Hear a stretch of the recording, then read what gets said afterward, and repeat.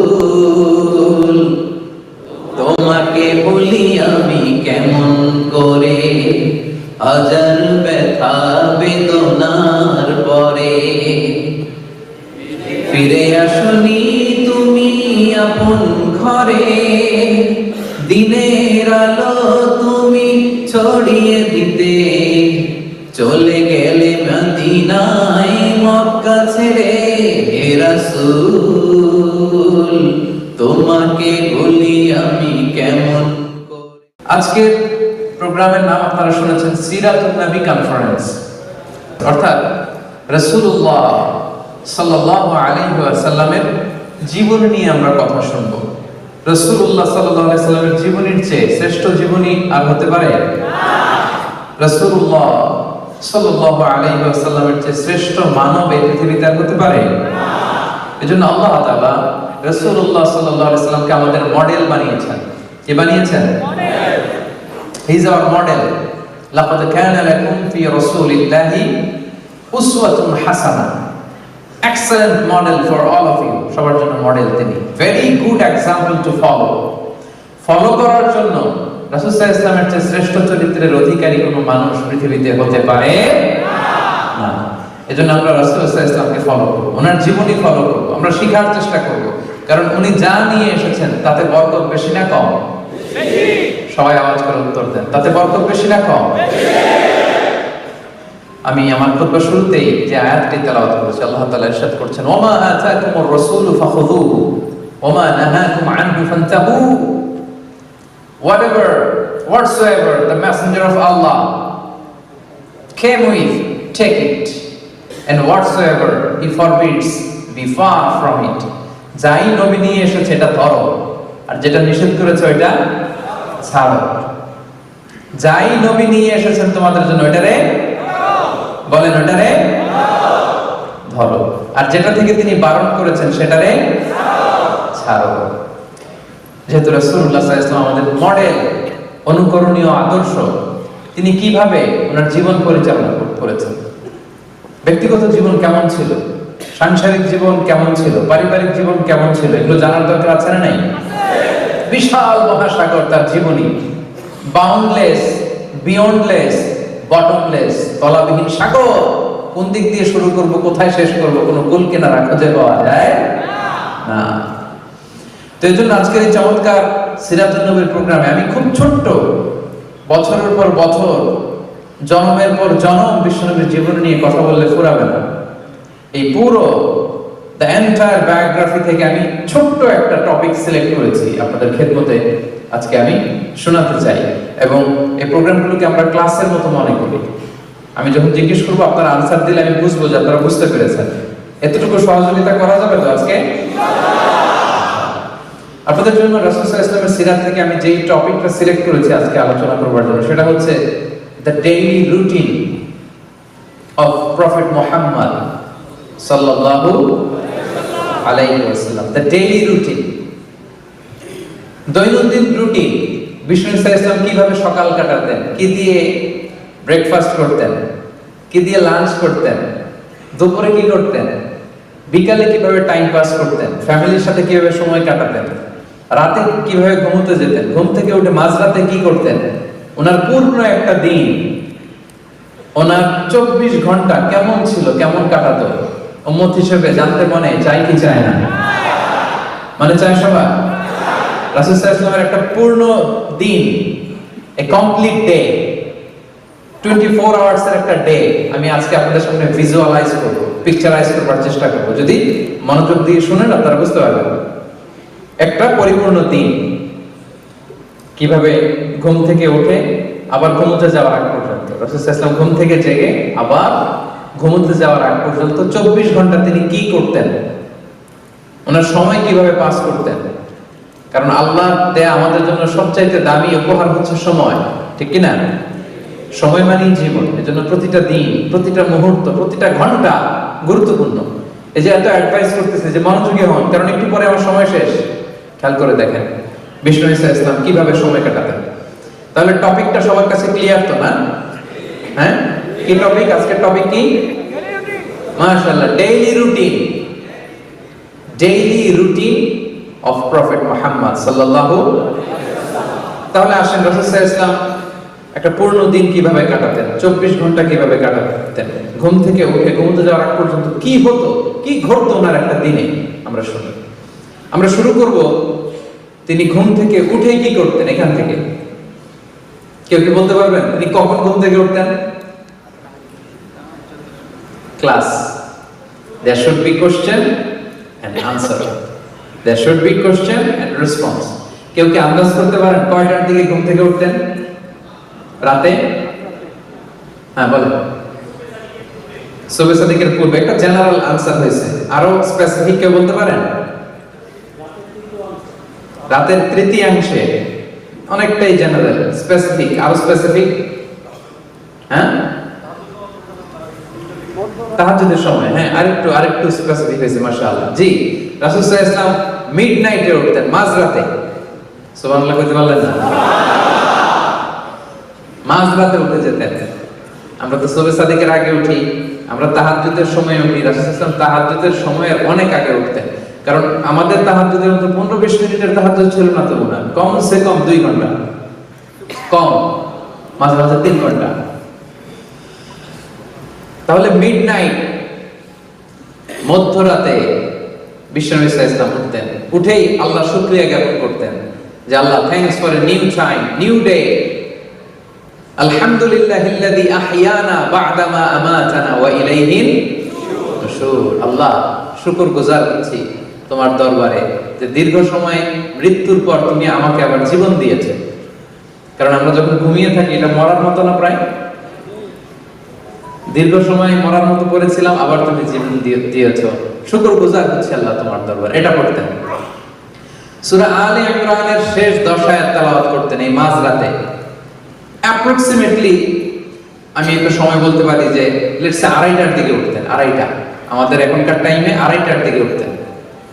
এই দোয়া পড়তেন, আলে ইমরানের শেষ 10 আয়াত তেলাওয়াত করতেন, এরপর মেসওয়াক করতেন। কি করতেন? আপনারা মেসওয়াক করেন তো? হ্যাঁ, রাসূল সাল্লাল্লাহু আলাইহি ওয়াসাল্লাম ইন্তেকালের আগেও যে কাজটা করেছেন সেটার নাম কি? সবাই বলেন মেসওয়াক। মেসওয়াক করতেন তিনি, রাসূলুল্লাহ সাল্লাল্লাহু আলাইহি ওয়াসাল্লাম। সব নবীরা মেসওয়াক করতেন, আপনারাও মেসওয়াক করবেন। এরপর তিনি তাহাজ্জুদ শুরু করতেন, 8 রাকাত লম্বা তাহাজ্জুদ করতেন, কখনো ঘরে, কখনো মসজিদে নববীতে। রাওদাতুম মিন রিয়াদিল জান্নাহ একটা স্পেশাল জায়গা আছে লেখা, মাকান তাহাজ্জুদি রাসূলুল্লাহ, রাসূল সাল্লাল্লাহু আলাইহি ওয়াসাল্লামের তাহাজ্জুদের জায়গা। 2017 সালে আমি যখন প্রথম উমরায় যাই, আমি ওই জায়গাটাতে নামাজের সুযোগ পেয়েছিলাম। সিরিয়াল ধরে যেতে হয়, লাইন ধরতে ধরতে দেখি এমন একটা জায়গা, ওখানে লেখা রাসূল সাল্লাল্লাহু আলাইহি ওয়াসাল্লামের তাহাজ্জুদের জায়গা। মসজিদে যখন পড়তেন ওইখানে পড়তেন। আপনারাও মদিনাতে গেলে আপনারাও ওখানে সালাত করতে পারবেন ইনশাআল্লাহ। তাহলে লম্বা তিনি তাহাজ্জুদ করলেন। তাহাজ্জুদটা কেমন ছিল? লম্বা সময়ের জন্য ছিল, লম্বা, লং কিয়াম, লং রুকু, লং সাজদা। কত লম্বা? আম্মা জান আয়েশা রাদিয়াল্লাহু তাআলা আনহা বলেন, ফালা তাসআল আন হুসনিহিন্না ওয়া তুলিহিন্না। বিশ্বনবীর তাহাজ্জুদের নামাজ যে কত লম্বা ছিল আর কত সুন্দর ছিল এটা আমাকে জিজ্ঞেস করুন, আমি বলতে পারবো না। আমি বলতে পারবো না মানে এত সুন্দর ছিল, এটা ভাষার বর্ণনায় আমি আয়েশা ফুটিয়ে তুলতে পারবো না। সুবহানাল্লাহ। লম্বা কিয়াম, যতক্ষণ কিয়াম করতেন ততক্ষণ রুকুতে থাকতেন, যতক্ষণ রুকুতে থাকতেন ততক্ষণ রুকু থেকে উঠে দাঁড়িয়ে থাকতেন, যতক্ষণ রুকু থেকে উঠে দাঁড়িয়ে থাকতেন ঠিক ততক্ষণ সিজদায় করে থাকতেন, যতক্ষণ লম্বা সিজদা দিতেন 2 সিজদার মাঝখানে ঠিক ততক্ষণ বসে থাকতেন। পড়েন সুবহানাল্লাহ। হাত্তা তাতাফাত্তারা কদামা, বিশ্বনবীর পা ফুলে এরকম মোটা হয়ে যেত, টিউমার হলে যেরকম ফুলে যায় মোটা হয়ে যেত। লম্বা তাহাজ্জুদ। রাতের 1/6 যখন বাকি, 6 ভাগের 1 ভাগ, তখন তিনি স্ত্রীদের ডাকতেন। আপনারা জানেন ওনার 9 জন স্ত্রী ছিল। কয়জন? 9 জন স্ত্রী ছিল। মোট 11 জন স্ত্রী ছিল আর 2 জন দাসী ছিল, মোট 13 জন। এই 11 জন স্ত্রীর কাছে এক এক রাতে এক একজনের কাছে থাকতেন, লটারি করতেন, যার নাম উঠতো তার ঘরে আজকে, তারপরের দিন আরেকজন, তারপরে আরেকজন, এভাবে ভাগ ভাগ করে করে রাসূল সাল্লাল্লাহু আলাইহি ওয়াসাল্লাম স্ত্রীদের সাথে থাকতেন।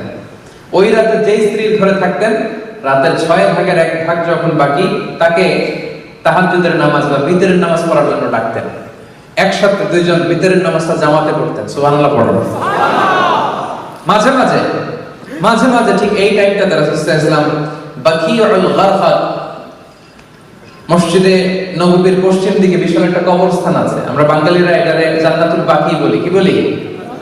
আসলে আরবিতে মাকবারাতুল বাকিয়া, বাকি কবরস্থান।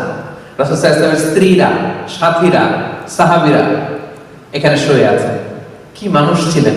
মধ্যরা জীবিত যারা আছে তাদের জন্য তো একটু আগে কেঁদে কেঁদে দোয়া করছেনই, যারা চলে গেছে এদেরকেও ভুলেন নাই। মাঝ রাতে ওই কবরের সামনে যেও কাঁদতেন। সুবহানাল্লাহ বলবেন না? শেষ রাতে তিনি যে মাকবারাতুল বাকিতে তাদের জন্য দোয়া করতেন। এরপর ঘরে ফিরে এসে একটা শর্ট ন্যাপ নিতেন। শর্ট ন্যাপ মানে সামান্য একটা ছোট্ট ঘুম আসছে আসে নাই, শুয়ে আছি, পাশে কে যেন কথা বলে, একটু আওয়াজ বোঝা যায়, এরকম একটা ঘুম আছে না? কথা বলে না, চোখটা ঘুমের জন্য একটু বুঝে আসছে, লেগে আসছে, কিন্তু কে যেন কথা বলে ওইটাও শোনা যায় কানে, এরকম একটা ঘুম আছে না? এটা বলেন ন্যাপ। একটা ন্যাপ নিতেন, very short nap, up until ফজর, সালাতুল ফজরের আগ পর্যন্ত। এরপরে বেলাল রাদিয়াল্লাহু তাআলা যখন আযান দিতেন তখন তিনি ফজরের জন্য উঠতেন। উঠে সুন্নত নামাজ পড়ে, ফজরের সুন্নত পড়ে, কখনো ওযু করে, কখনো ওযু ছাড়াই ইমামতি করতে যেতেন ফজরের নামাজের। তিনি বলতেন, আইনানি ইয়ানামান ওয়াল কলবু ইয়াকদান। আমি এমন নবী, আমার দুই চোখ ঘুমায় কিন্তু আমার কলব ঘুমায় না।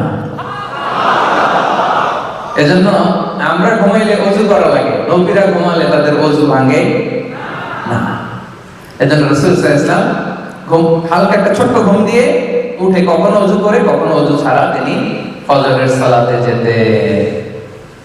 লম্বা তেলাওয়াত করতেন ফজরের নামাজে, মা বাইনা 60 ইলাল 100, 60 থেকে 100 আয়াত। আপনি পড়েন কয় আয়াত ফজরের নামাজে? চিন্তা করছেন? বিষ্ণু ইসলাম 60 থেকে অন অ্যান অ্যাভারেজ 60 থেকে 100 আয়াত পড়তেন। ফজরের সালাম ফিরিয়ে সাহাবীদের দিকে মুখ ফিরিয়ে বসতেন, লম্বা সময় আযকারুস সাবাহ ওয়াল মাসা পড়তেন। পড়বেন, এগুলো শোনার জন্য না, যা শুনতেছেন সাথে সাথে নিয়ত, আমিও এরকম করব, আমিও সকালটা এইভাবে কাটাবো, আমিও আমার জীবন এভাবে সাজাবো, ঠিক কি না? এই প্ল্যান রাখতে হবে। সাহাবীদের দিকে মুখ ফিরিয়ে বসতেন, লম্বা সময় তাসবিহ শেষে জিজ্ঞেস করতেন, হাল রাআ আহাদুম মিনকুম আল বারিহাতা রুইয়া? গত রাতে কেউ কি কোনো স্বপ্ন দেখছিলা? অনেক সাহাবী স্বপ্ন দেখতো না? অনেক বলতো যে ইয়া রাসূলুল্লাহ আমি দেখছি। কি দেখছো এটা? রাসূল সাল্লাল্লাহু আলাইহি ওয়াসাল্লাম এটার ব্যাখ্যা করে দিতেন, বলতেন এই শব্দের ব্যাখ্যা এটা। স্বপ্ন নিয়ে আমার ভেরিফাইড ইউটিউব চ্যানেলে একটা আলোচনা আছে, দেখবেন, স্বপ্ন, দ্য সিগনিফিকেন্স অফ ড্রিম, স্বপ্নের বিস্তর আলোচনা, ব্যাখ্যা আমি সেখানে করেছি। তো রাসূল সাল্লাল্লাহু আলাইহি ওয়াসাল্লাম ফজরের সালাতের পরে স্বপ্নের ব্যাখ্যা করতেন, সাহাবারা কেউ স্বপ্ন দেখলে এটার ব্যাখ্যা করতেন। এরপরে সালাতুদ দুহা করতেন, সূর্য ওঠার পর 4 রাকাত সালাতুদ দুহা করতেন। এরপরে রিটার্ন ব্যাক টু হোম, আবার ঘরে চলে যেতেন। খেয়াল রাখবেন, রাসূল সাল্লাল্লাহু আলাইহি ওয়াসাল্লাম ঘরে ঢুকলেই দুই কাজ, ঘরে ঢুকলেই, কথা কয় না সবাই বলেন, ঘরে ঢুকলেই দুই কাজ। 1 নাম্বার সালাম, 1 নাম্বার আম্মা জান আয়েশা বলেন, এত বছর বিষ্ণু ইসলামের সাথে সংসার করলাম, একদিনও আমি আগে সালাম দিতে পারি নাই। মাঝে মাঝে পর্দার আড়ালে লুকিয়ে থাকতাম, কিন্তু দূর থেকে আমাকে সালাম দিয়ে দিত মুহাম্মদ সাল্লাল্লাহু আলাইহি ওয়াসাল্লাম। ঘরে ঢুকেই তিনি সালাম দিতেন। 2 নম্বরে কি করতেন? 2 নম্বরে মেসওয়াক করতেন। মেসওয়াক কি সেন্স দেখেন! স্ত্রীদের কাছে যাবেন, কথা বলবেন, মুখ থেকে দুর্গন্ধ আসতে পারে, এরকম হয় না? যেন সোশ্যাল ইন্টারঅ্যাকশন যখন করবেন মুখ থেকে যেন দুর্গন্ধ না আসে, ব্রাশ করে যাওয়া, মেসওয়াক করে যাওয়া, অথবা মিন্ট গাম চাবানো, চুইং গাম, যেটা থেকে সুঘ্রাণ আসে। রাসূল ইসলাম ঘরে ঢোকার আগেই প্রথমে সালাম, তারপরে তিনি মেসওয়াক করতেন। আচ্ছা, এবার স্ত্রীদের সাথে কথাবার্তা শুরু করলেন ফজরের পর ঘরে এসে। এবার ব্রেকফাস্টের সময় হয়েছে না? ব্রেকফাস্ট হয়েছে কিনা? সালাতুদ দুহা করে আসলেন, ঘরে ঢুকলেন। এবার এখন কোন টাইম হয়েছে? Now we will know how was the breakfast of the last messenger. সব শেষের নবী মুহাম্মদ রাসূলুল্লাহ সাল্লাল্লাহু আলাইহি ওয়াসাল্লামের ব্রেকফাস্ট কেমন ছিল? দেখেন কেমন ছিল। ঘরে যে সালাম দিয়ে জিজ্ঞেস করতেন কিছু আছে খাবার, স্ত্রীরা যদি বলতো আছে খেতেন, যদি না থাকতো ইসলাম বলতেছেন ফাইন নিয়ে আসেন, ঠিক আছে আমি রোজা রাখলাম, থাকলে খেতেন, না থাকলে রোজা রাখতেন। সুবহানাল্লাহ। আর ফজরের পরে বিষ্ণু ইসলাম কখনো ঘুমাতেন না। ফজরের পরে এটা কাজের সময়, এবং তিনি দোয়া করেছেন আল্লাহুম্মা বারিক লি উম্মতি ফি বুকুরিহা, হে আল্লাহ আমার উম্মতের সকালে বুকুরের সময়টা, ফজরের পরে 2-3 ঘন্টার সময়, এই সময়টাতে আল্লাহ তুমি বরকত দিয়ে দিও। এই সময় কাজ করলে বরকত, এই সময় আপনি অফিসের কাজ করবেন, পড়াশোনা থাকলে পড়াশোনা করবেন, ঘুম যদি রাতে না হয় একটু দেরি করে ঘুমাবেন, কিন্তু ফজরের পর পর ঘুমানোটা ঠিক না। কালে ভদ্রে সফরে কোনো ঝামেলা 1-2 দিন হতে পারে, কিন্তু এটা রেগুলার অভ্যাস হওয়া ঠিক না যে প্রতিদিন আমার ঘুমই হয় ফজরের পর, রাতে ঘুম নাই। এরকম কিছু আছে না নাই? আমাদের এখানে নাই মাশাআল্লাহ আজকে। হ্যাঁ না, চেঞ্জ ইউর হ্যাবিট। আজকে আমরা শুরুতে প্রতিজ্ঞা করেছি বিষ্ণু ইসলামের একটা পূর্ণ দিন 24 ঘন্টা ডেইলি রুটিনটা আমরা শুনবো, তাহলে ফজরের পরে ঘুমাতেন না। তো খাবার খেলেন, আর খাবার না পাইলে কি করতেন? রোজা রেখে আবার মসজিদে, আবার কি যে মসজিদ থেকে ঘরে আসছেন আবার এই মসজিদে যেই 2 রাকাত, মসজিদে ঢুকলেই যখনই ঢুকতেন তখনই 2 রাকাত তাহিয়াতুল মসজিদ, মসজিদে ঢুকলেই 2 রাকাত পড়তে হয়। বিষ্ণু 2 রাকাত পড়তেন, পরে the official start of the day, officially ওনার দিনটা স্টার্ট করতেন। কারণ এই মসজিদের মধ্যেই সব ছিল, এটাই সুপ্রিম কোর্ট, মসজিদে নববী এটাই হাই কোর্ট, এটাই বিচার বিভাগ, এটাই সংসদ ভবন, এটাই বঙ্গভবন, এটাই গণভবন, এটাই ক্যান্টনমেন্ট, এখানেই সব হতো। আল মসজিদ আন-নববী, the very official start of the day, owner official start হতো ওই দিনে। অফিশিয়াল কাজ কি কি করতেন? রাষ্ট্রের নানা কাজের যে দায়িত্বগুলো ছিল এগুলো পালন করতেন। He used to take care the social and the political affairs. মসজিদে নববীর পাশে সুফা বারান্দা ছিল, কিছু সাহাবী দ্বীন ইসলাম চর্চার জন্য ওখানেই পড়ে থাকতো। আহলে সুফার সাহাবাদেরকে রাসূলুল্লাহ সাল্লাল্লাহু আলাইহি সাল্লাম হাদিস শিখাতেন, কোরআন শিখাতেন। আচ্ছা গেল, তাহলে সকালে অফিশিয়াল যে কাজগুলো এগুলো রাসূল সাল্লাল্লাহু আলাইহি ওয়াসাল্লাম করতেন। এবার আরেকটু উপরের দিকে যাই, লেটস সে 10টা থেকে 11টা, 11:30, এই টাইমটাতে রাসূল সাল্লাল্লাহু আলাইহি ওয়াসাল্লাম কি করতেন? অনেকগুলো কাজ করতেন। আমরা আগাচ্ছি কিন্তু সামনের দিকে।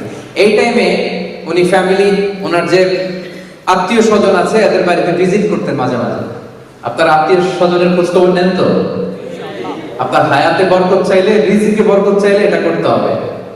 যদি চান হায়াতে বরকত, রিজিকে বরকত, আত্মীয় স্বজনের খোঁজ খবর নেন, ফোন করে খবর নেন, কিছু উপহার পাঠান। আপনার রিজিকে, আপনার হায়াতে বরকত দিয়ে দিবে কে? কোথায় যাইতেন? বিশেষ করে নিজের মেয়ে কয়েক ঘর পরেই ফাতেমা রাদিয়াল্লাহু তাআলা আনহার বাড়ি যেতেন, যে 2 নাতি হাসান হোসেন রাদিয়াল্লাহু তাআলা আনহুদের সাথে সময় কাটাবেন। হাসানকে রাসূল সাল্লাল্লাহু আলাইহি ওয়াসাল্লাম আদর করে আরবিতে ডাকতেন লুকা। সহিহ বুখারীর বর্ণনা, যে বলতেন আইনা লুকা, লুকা কোথায়? লুকা শব্দের অর্থ পিচ্ছি, বাংলা কি বলে? অমিয়া, নানা নাতির সম্পর্ক আলাদা সম্পর্ক আছে না নাই?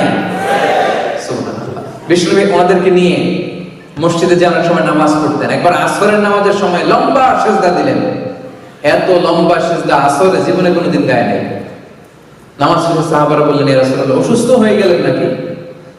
সিজদা অবস্থায় কোরআনের আয়াত নাযিল হলো নাকি? এত লম্বা সিজদা তো দেই নাই, দেন নাই কখনো। বিষ্ণু সাল্লাল্লাহু আলাইহি ওয়াসাল্লাম বললেন, না, আমার নাতি হাসান সিজদারত অবস্থায় আমার কাঁধের উপরে চেপে বসেছিল, সুবহানাল্লাহ, এজন্য আমি হাসানকে ডিস্টার্ব করতে চাই নাই। যতক্ষণ হাসান আমার কাঁধে ছিল আমি সিজদায় লুটিয়ে পড়েছিলাম। পড়েন সুবহানাল্লাহ। হাসান সরে গিয়েছে, সিজদা থেকে মাথা তুলেছে। কি ভালোবাসতেন নাতিদের। ঘুরতে যেতেন মেয়ের ঘরে, ফাতেমা রাদিয়াল্লাহু তাআলা হাসান হোসেনের সাথে সময় কাটাতেন। মাঝে মাঝে he used to visit the market of Medina, মদিনার মার্কেট ভিজিটে যেতেন এই টাইমে 11টার দিকে, একটা অ্যাপ্রক্সিমেট টাইম 11টার দিকে। একদিন ঘুরতে ঘুরতে যে দেখে খেজুরের স্তূপ, হাত ঢুকাই দিলেন ভিতরে, উপরে শুকনা খেজুর, ভিতরে হাত দিয়ে হাত তুলে দেখে হাতের মধ্যে পানি, তার মানে উপরে শুকনা ভিতরে ভিজা। ভেজা। রাসূল সাল্লাল্লাহু আলাইহি ওয়াসাল্লাম বললেন ঘটনা কি, উপরে শুকনা ভিতরে ভেজা কেন?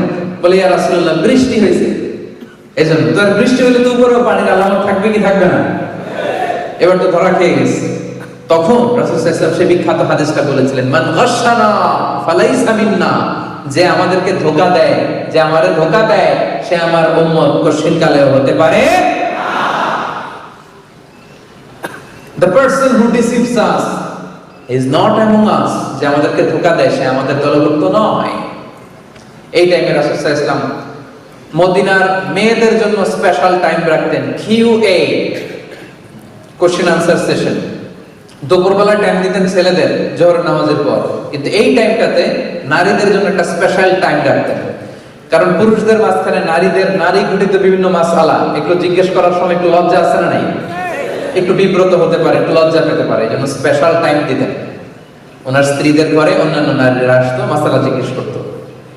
এই টাইমে রাসূল সাল্লাল্লাহু আলাইহি ওয়াসাল্লাম ঘরের টুকিটাকি কাজ করতেন, নিজে দুধ দহন করতেন ছাগলের ওলান থেকে, ওটের ওলান থেকে, নিজের জামা সেলাই করতেন, জুতা সেলাই করতেন, ঘরের স্ত্রীকে এটা আগায় দেওয়া, ওইটাতে হেল্প করা, এই হাউস হোল্ড চোরস গুলো তিনি আঞ্জাম দিতেন। আপনারা দেন তো নাকি? হ্যাঁ, অনেকে বলবো যে বিয়েই তো করি নাই, কিভাবে দিব? হ্যাঁ, কি অবস্থা? অবিবাহিত?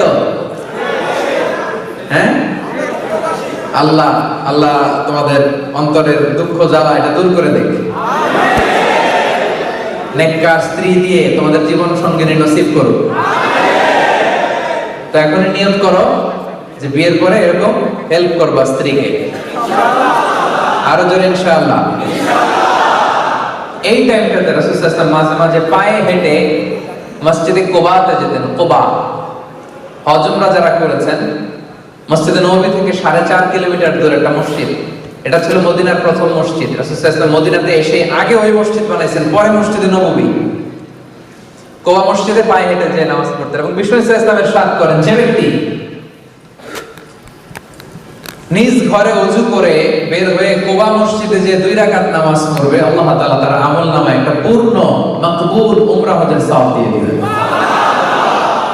এজন্য দেখবেন যে হাজী সাহেবরা যখন যায়, মুআল্লিমরা শনিবারে নিয়ে ওখানে 2 রাকাত সালাত পড়ায়। কুবা মসজিদ যাবেন, ভিজিট করবেন। তাহলে এটা ছিল রাসূল সাল্লাল্লাহু আলাইহি ওয়াসাল্লামের এই জোহরের আগ দিয়ে টাইম। এবার চলে যাব ওনার লাঞ্চ টাইম। কারণ রাসূল সাল্লাল্লাহু আলাইহি ওয়াসাল্লাম আমাদের মতো জোহরের পরে লাঞ্চ করতেন না, বিফোর জোহর। সুবহানাল্লাহ পড়েন। রাসূল সাল্লাল্লাহু আলাইহি ওয়াসাল্লামের লাঞ্চ আফটার জোহর অর বিফোর জোহর? সবাই বলেন, আফটার জোহর অর বিফোর জোহর? জোহরের আগে রাসূল সাল্লাল্লাহু আলাইহি ওয়াসাল্লাম লাঞ্চ করতেন। কোত্থেকে আসতো? Mostly it was a gift. অন্য সাহাবাদের পক্ষ থেকে গিফট হিসেবে আসতো। রাসূল সাল্লাল্লাহু আলাইহি ওয়াসাল্লামের বাসার পাশে আনসারী ফ্যামিলি ছিল, তারা উট পালতো। উটের দুধ দহন করে প্রায় দুপুরবেলা নিয়ে আসতো। রাসূল সাল্লাল্লাহু আলাইহি ওয়াসাল্লাম এগুলো খেতেন। এক এক দিন যেটা আসতো, কেউ খেজুর দিত, কেউ এটা দিত, সেটা দিত, যেটা আসতো। এটা ছিল ওনার লাঞ্চ। সাধারণত খাবারের সময় উনি কি কি খেতেন হাদিসে এসেছে। রাসূল সাল্লাল্লাহু আলাইহি ওয়াসাল্লাম একা একা কখনো খেতেন না। He never eat alone. Always he used to eat communally. একসাথে খেতেন। একসাথে খেলে বরকত বেশি না কম? বেশি। এটা ছিল রাসূল সাল্লাল্লাহু আলাইহি ওয়াসাল্লামের অভ্যাস। একা একা খেতে পারতেন। আমরা অনেক সময় একা একা খেয়ে ফেলি না? না, তিনি যারা ছিল তাদেরকে নিয়ে খেতেন। আরেকটা অভ্যাস ছিল, তিনি রান্নার বদনাম করতেন না কখনো, নেভার এভার। লবণ হয় নাই, মরিচ হয় নাই, স্বাদ হয় নাই, ঝাল হয় নাই, এরকম থাকে না আমাদের কমপ্লেইন? কমপ্লেইনের শেষ নাই। আহা, লবণ কম হয়েছে দেখে বউ তালাক দিয়ে দিয়েছে, এরকম টাকায় তো আসে নাই? এরকম আছে। তরকারিতে লবণ কম বলে তালাক।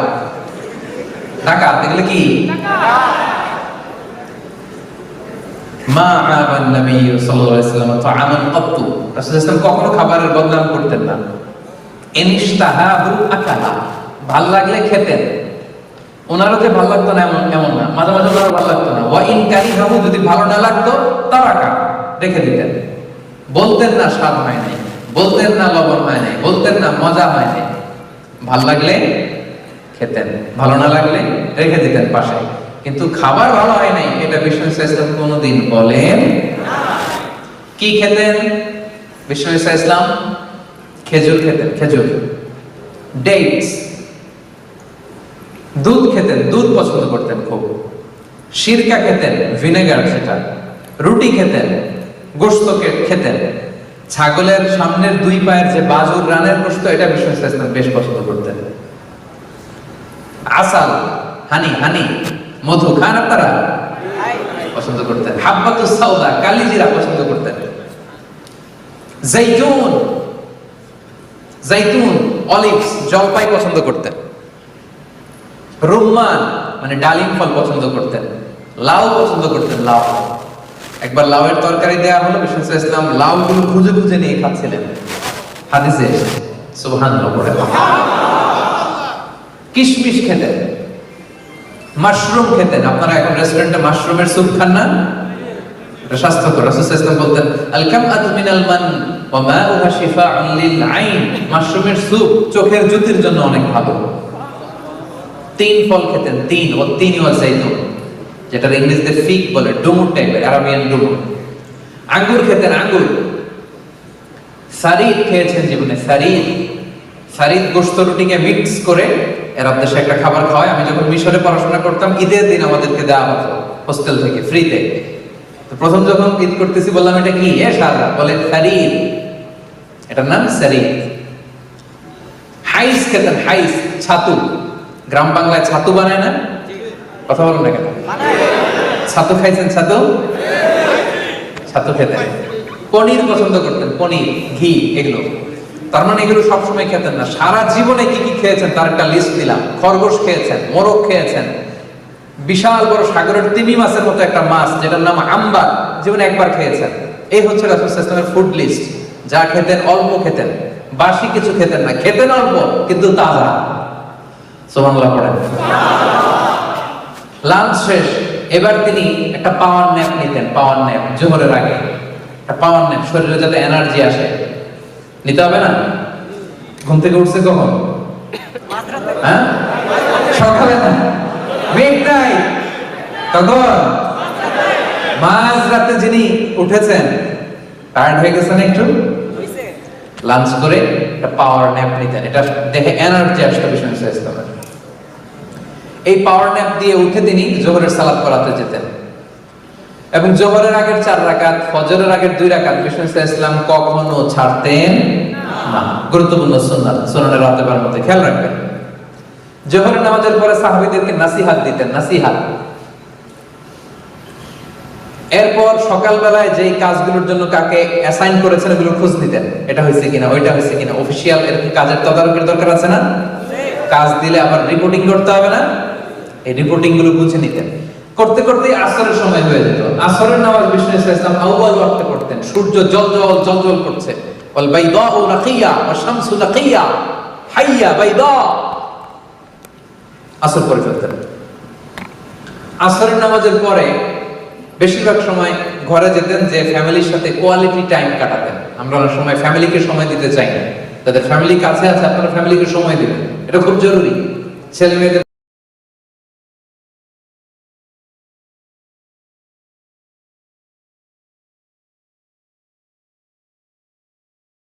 সময় দেয়া, ফ্যামিলিকে সময় দেওয়ার দরকার আছে না নাই? কথা বলতেন স্ত্রীদের সাথে, খুশ গল্প করতেন, সবসময় একটা খুশ মেজাজে থাকতেন। মাঝে মাঝে বিভিন্ন কাজে বাইরেও যেতেন এই বিকেলে।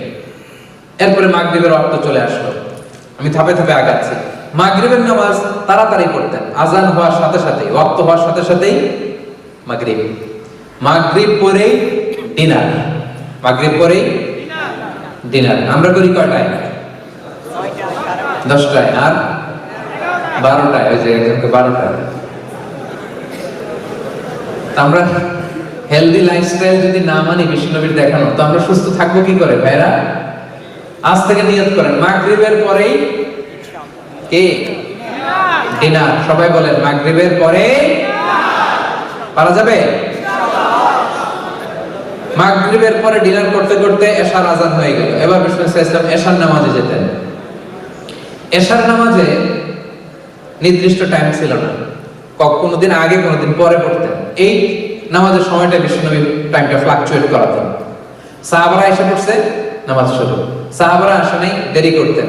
একদিন সাহাবারা আয়েশা বসে থাকতে থাকতে সব ঘুম, মসজিদে ঘুমাই গেছে। এক সাহাবী এসে বললেন, ইয়া রাসূলুল্লাহ, সাহাবারা তো ঘুমাই গেছে, এশার নামাজ পড়াবেন না? বিষ্ণু বেরিয়ে আসেন, এসে বললেন, এখন যে সময়টা এইটাই এশার আসল ওয়াক্ত, কিন্তু তোমাদের জন্য যদি কষ্ট না হইতো তাহলে প্রতিদিন এই টাইমে পড়াতাম, তোমাদের কষ্ট হয়ে যায়, এজন্য আউয়াল ওয়াক্ত একটু আগে আগেই পড়াই দেই। পড়েন সুবহানাল্লাহ। রাসূল সাল্লাল্লাহু আলাইহি ওয়াসাল্লাম এশার নামাজের আগে ঘুমকে অপছন্দ করতেন, এশার পরে কথা বলাকে অপছন্দ করতেন। এশার পরে কোনো ওয়াজ মাহফিল নাই, এশার পরে কোনো মিটিং নাই, এশার পরে কোনো ডিসকাশন নাই, এশার পরে কোনো ফরেন ডেলিগেশনের সাথে আলাপ নাই, এশার পরে কিচ্ছু নাই, এশার পরে ঘুম। তাইলে না মাঝরাতে উঠতে পারবেন, কি বলেন? এই যে এবার বোঝা যাচ্ছে ঘটনা। হাদিসে এসেছে, কানা ইয়াকরাহু আন-নাওমা ক্বাবলা আল-ইশা ওয়াল হাদিসা বা'দাহা। রাসূল সাল্লাল্লাহু আলাইহি ওয়াসাল্লাম এশার আগে ঘুম পছন্দ করতেন, এশার পরে কথাও পছন্দ করতেন। এশার নামাজ পড়েই কথা নাই, জরুরি কোনো আলাপ থাকলে কথাটা সেরে দিনই চলে যেতেন, ঘুম। তাহলে এবার ঘুমের দিকে চলে যাই। কয়টার দিকে ঘুমাতেন কি মনে হয় দেখি, বলেন? একজন বলতেছে এশার নামাজের পরে ঘুমাতেন, আর এটা তো ঠিক আছে, কয়টার দিকে ঘুমাতেন সেটা বলেন? 9টা, 8:30 আর 10টা আর 9টা। হ্যাঁ, হাদিসে বর্তমান আমাদের যে ঘড়ি, এই ঘড়ির টাইম উল্লেখ নেই, তবে অবস্থা দৃষ্টে মনে হয় 9টা থেকে 9:30। আপনি ঘুমান কয়টায়? হ্যাঁ,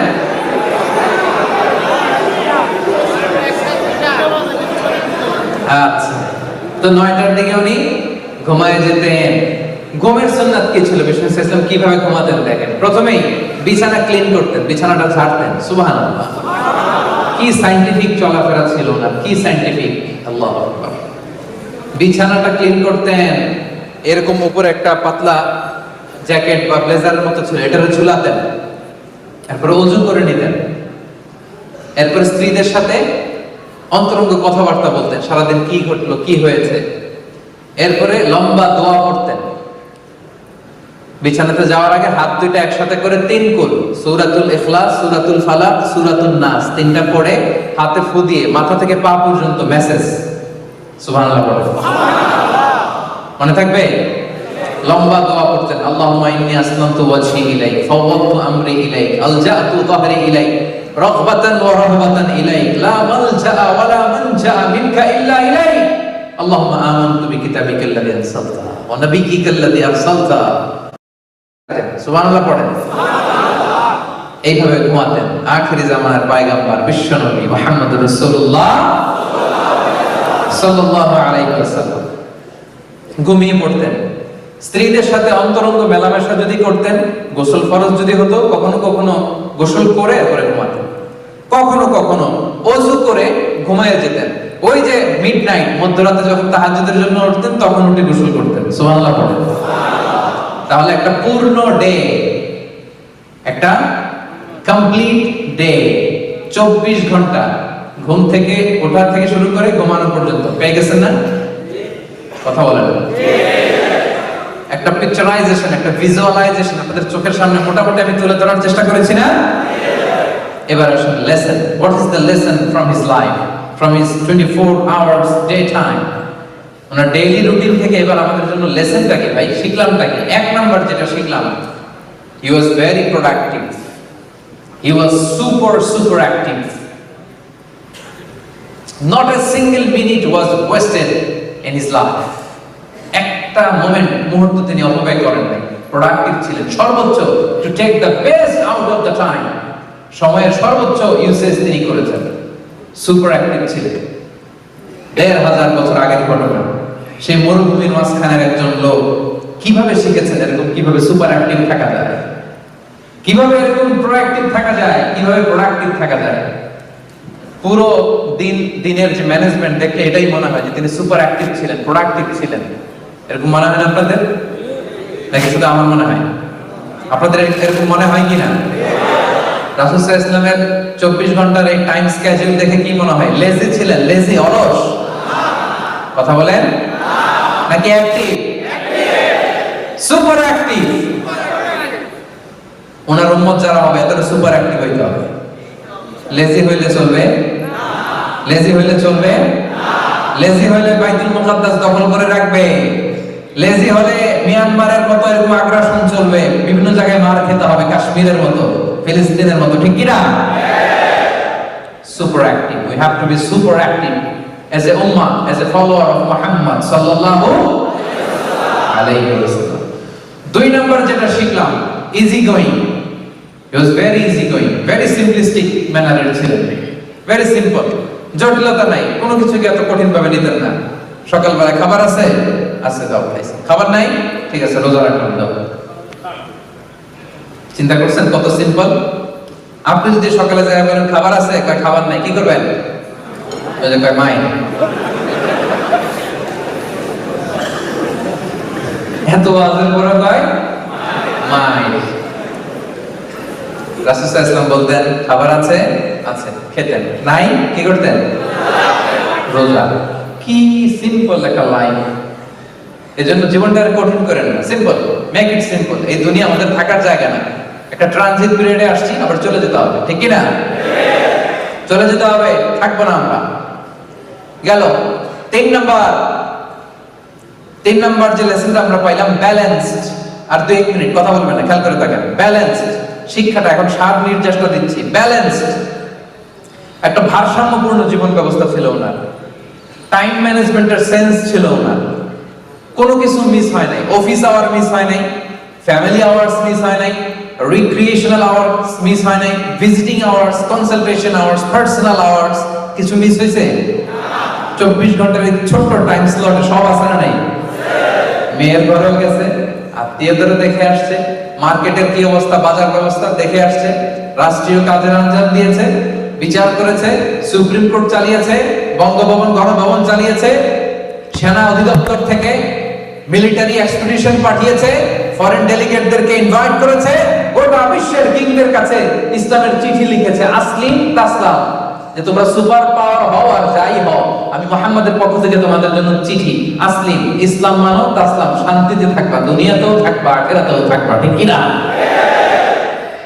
কি টাইম ম্যানেজমেন্ট, ব্যালেন্সড একটা লাইফ লিড করেছে। এজন্য যে পারে সে সবই পারে। আমরা এটা করলে ওটা বাদ যায়, ওটা করলে এটা পারি না, এরকম আছে না? Learn the time management from our beloved prophet Muhammad sallallahu alaihi wasallam. গোটা বিশ্ববাসীকে বলতে চাই, শিখে নাও আমাদের প্রিয় নবীর কাছ থেকে টাইম ম্যানেজমেন্ট শিখে নাও। How to lead a balanced life শিখে নাও, জেনে নাও, enlighten yourself, আলোকিত করো নিজেকে। 4 নম্বর যেটা শিখলাম, he was an early bird of Medina. Medina শহরে সবার আগে যিনি জেগে উঠতেন তার নাম রাসূলের নামটাও বলতে মনে চায় না, তার নাম মুহাম্মদ সাল্লাল্লাহু আলাইহি ওয়াসাল্লাম। আমাদের কাজী নজরুল কবিতা লিখছেন, আমি হব সকালবেলা সবার আগে কুসুমবাগে উঠবো আমি। দেখছেন বিষ্ণু ইসলাম সকালবেলার পাখি ছিলেন, আর্লি বার্ড অফ মদিনা। মদিনাতে সবার আগে তিনি জেগে উঠতেন, কেউ জাগে নাই। যারা তাহাজ্জুদ পড়তো মদিনাতে এরা তো আরো পরে 4টার দিকে উঠতো, উনি তো 2:30টার দিকে উঠে গেছেন। তাহলে আর্লি বার্ড হইতে হবে, আগে আগে ঘুমাতে হবে, আগে আগে ঘুম থেকে উঠে যেতে হবে। 5 নম্বরে যেটা শিখলাম, আর্লি ডিনার, লাইট ডিনার, অল্প খাইতে হবে। ডিনারের সময় অল্প অল্প খাওয়ার ট্রাই করতে হবে। মেডিকেল সায়েন্সও তাই বলছে। তাহলে ডিনারটা করতে হবে আর্লি, মেডিকেল সায়েন্সও তাই বলে, ঠিক কি না? তার মানে রাসূল সাল্লাল্লাহু আলাইহি ওয়াসাল্লামের জীবনের যে প্রক্রিয়া, এটার সাথে মেডিকেল সায়েন্সের মিল আছে না নাই? আলহামদুলিল্লাহ করবেন না? আলহামদুলিল্লাহ। যেটা গবেষণা করে মেডিকেল সায়েন্স এখন বলে 1500 বছর আগে বিশ্বনবী আমাদের শিখিয়ে গিয়েছেন, পড়েন সুবহানাল্লাহ। 6 নাম্বার, উনি শুধু ওনার জীবদ্দশায় যে স্ত্রী বন্ধু বান্ধব এদের প্রতি লয়াল ছিলেন না, ওনার চলে যাওয়া বন্ধু বান্ধব স্ত্রী আত্মীয় স্বজন সবার প্রতি লয়াল ছিলেন। তার প্রমাণ, শেষ রাতে কবর জিয়ারত করতে যেতেন। আপনারা গত 1 বছরে কবর জিয়ারত করছেন কয়বার বলেন তো? অনেকে একবার তিনি প্রায় কবর জিয়ারত করতে যেতেন। তার মানে যারা চলে গেছে তাদের জন্য ওনার মনে একটা মায়া বা দয়া আছে না নাই?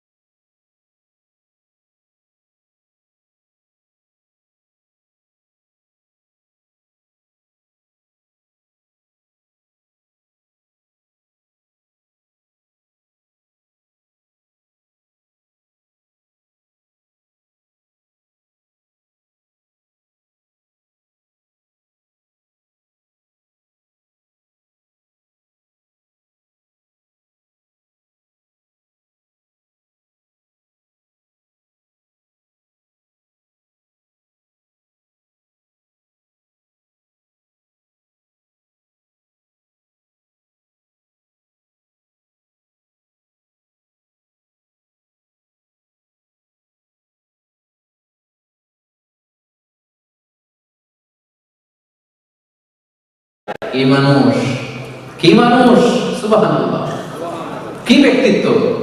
আশেপাশে যারা আছে তাদেরকে ভালোবাসতেন, যারা বিদায় নিয়েছে তাদেরও ভালোবাসতেন, আমরা যাদেরকে দেখে নাই তাদেরকেও তিনি ভালোবাসতেন, আমাদের জন্য তিনি কাঁদতেন। সুবহানাল্লাহ বললেন না? একবার বিষ্ণু ইসলাম বললেন, আমি আশা করি আমি আমার ভাইদেরকে যদি দেখতে পারতাম। কাদের? ভাইদের। সাহাবারা বললেন, ইয়া রাসূলুল্লাহ, আমরা কি আপনার ভাই না? বিষ্ণু বললেন, না, আনতুম আসহাবি, তোমরা আমার সাহাবা, তোমরা আমার ভাই হচ্ছে তারা যারা আমার পরে আসবে, আমারে দেখে নাই। আপনি, আমি, আমরা, আমাদের জন্য বিষ্ণু ইসলাম কেঁদেছেন। সব নবীকে আল্লাহ তাআলা একটা স্পেশাল দোয়া করার সুযোগ দিয়েছেন, এটাকে বলে দাওয়া মুস্তাজাব। সব নবী একটা করে পেয়েছেন, যে নবী দোয়া করলেই কবুল, করতেও পারেন, রেখেও দিতে পারেন। দুনিয়ার সব নবীরা ওই দোয়াটা দুনিয়াতেই করে ফেলেছে, একজন ছাড়া। একজন, তিনি কে? মুহাম্মদ সাল্লাল্লাহু। তিনি বলেন, দুনিয়ার সব নবীরা তাদের ওই স্পেশাল দোয়াটা করে ফেলেছে। ওয়া ইন্নী আখতাবিউ দাওয়াতি শাফাআতান লি উম্মতি ইয়াউমাল কিয়ামা। আমি আমার দোয়াটা করি নাই আমার গুনাহগার উম্মতদেরকে বাঁচানোর জন্য, সেদিন সুপারিশের জন্য এই দোয়াটা আমি কিয়ামতের ময়দানের জন্য রেখে দিয়েছি। আজকের এই সিরাতুন নবীর প্রোগ্রামে নবীর জন্য ভালোবাসা ফিল হয় কলিজায়? হ্যাঁ, ফিল হয়। এই নবী আমাদের হৃদয়ের গহীনে, চিল্লায় বলো ঠিক কিনা? আমাদের ভালোবাসার মণিকোঠা, ঠিক কিনা? এই নবীকে ভুলে যাওয়া আমাদের পক্ষে সম্ভব। তোমাকে ভুলি আমি কেমন করে হে রাসূল, তোমাকে ভুলি আমি কেমন করে, হাজার ব্যথা বেদনার পরে। ফিরে আসনি তুমি আপন ঘরে, দিনের আলো তুমি ছড়িয়ে দিতে, চলে গেলে মদিনায় মক্কা ছেড়ে হে রাসূল, তোমাকে ভুলি আমি কেমন করে। পারেন না আপনারা? পড়েন, হে রাসূল, তোমাকে ভুলি আমি কেমন করে, হে রাসূল, তোমাকে ভুলি আমি কেমন করে। পড়েন আল্লাহু আকবার। তাহলে বিশ্বনবীর ভালোবাসা আমাদের হৃদয়ের মণিকোঠায়, ঠিক কিনা?